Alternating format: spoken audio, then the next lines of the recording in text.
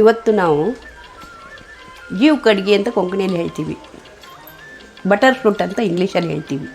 ಅದರದ್ದು ತವಾ ಫ್ರೈ ಇಲ್ಲ deep fry ಎರಡೂ ಮಾಡ್ಬೋದು. ಇದು ನಾನು ಮಸಾಲೆ ಆಲ್ರೆಡಿ ಹಾಕಿಟ್ಟಿದ್ದೀನಿ, ಯಾಕಂದರೆ ಅದು ಒಂದು 1.5 ಅವರ್ಸ್ ಆದರೂ ಅದು ಮ್ಯಾರಿನೇಟ್ ಆಗಬೇಕು.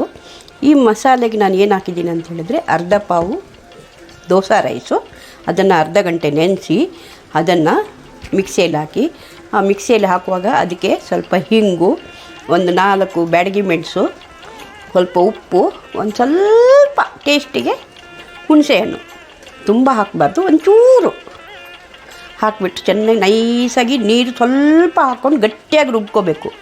ಎಷ್ಟು ಗಟ್ಟಿ ಆಗುತ್ತೋ ಅಷ್ಟು ಗಟ್ಟಿಯಾಗಿ ನೈಸಾಗಿ ರುಬ್ಕೊಳ್ಳಿ. ಆಮೇಲೆ ಅದು ಯಾಕಂದರೆ ಇದು ಹಾಕಿದ ಮೇಲೆ ಅದು ನೀರು ಬಿಡುತ್ತೆ.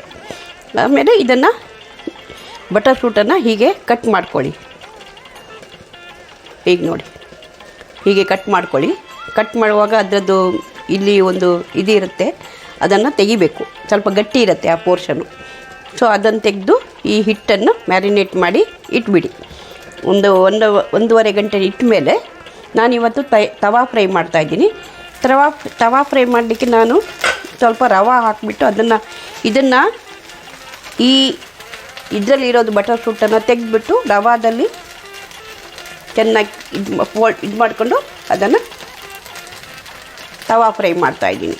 ತವಾ ಫ್ರೈ ನಾನು ತೆಂಗಿನ ಎಣ್ಣೆಯಲ್ಲೇ ಮಾಡ್ತಾಯಿದ್ದೀನಿ. ಇದು ಚೆನ್ನಾಗಿ ಎರಡೂ ಕಡೆ ಚೆನ್ನಾಗಿ ಎಣ್ಣೆಯಲ್ಲಿ ಚೆನ್ನಾಗಿ ಫ್ರೈ ಮಾಡಬೇಕು. ಸ್ವಲ್ಪ ಎಣ್ಣೆ ಇದಕ್ಕೆ ಜಾಸ್ತಿ, ಚೆನ್ನಾಗಿ ಫ್ರೈ ಆದಮೇಲೆ ಇದನ್ನು ತೆಗೆದಿಡಬೇಕು.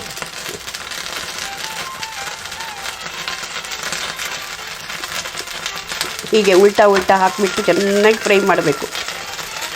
ಅದು ಚೆನ್ನಾಗಿ ಬೇಯಬೇಕು.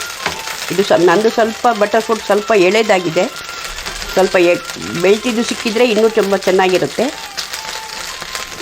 ನಾನು ಸಣ್ಣದು ಸಾಕು ಅಂಥೇಳಿ ಸ್ವಲ್ಪ ತಗೊಂಡಿದ್ದು ಎಳೆದಾಯಿತು. ಹೀಗೆ ಇದನ್ನು ಉಪ್ಪು ಹಾಕಬೇಕು ಮತ್ತು ಹಿಂಗೆ ಹಾಕಬೇಕು. ನನಗೆ ಹಿಂಗೆ ಹಾಕಿದ್ದಕ್ಕೆ ಹೇಳಿದ್ದೀನೋ ಇಲ್ಲೋ ಗೊತ್ತಿಲ್ಲ, ಹಿಂಗೆ ಹಾಕಬೇಕು. ಹಿಂಗೆ ಇಲ್ಲದಿದ್ದರೆ ಇದು ಬಟರ್ ಫ್ರೂಟ್ ಸ್ವಲ್ಪ ವಾಯು ಜಾಸ್ತಿ, ಅದರಿಂದ ವಯಸ್ಸಾದವರಿದ್ದರೆ ಮನೆಯಲ್ಲಿ ಹಿಂಗೆ ಹಾಕಲೇಬೇಕು. ಮಕ್ಕಳಿಗೆ ಹೇಗೋ ನಡೀತದೆ, ವಯಸ್ಸಾದವರಿಗೆ ಹೊಟ್ಟೆ ಉಬ್ಬಿ ಬರುತ್ತೆ, ಇದೆಲ್ಲ ಆಗುತ್ತೆ, ವಾಯ್ಕರ ಆಗುತ್ತೆ. ಅದರಿಂದ ಇದನ್ನು ಚೆನ್ನಾಗಿ ಫ್ರೈ ಮಾಡ್ಕೊಳ್ಳಿ. ಆಮೇಲೆ ರೆಡಿ ಟು ಸರ್ವ್.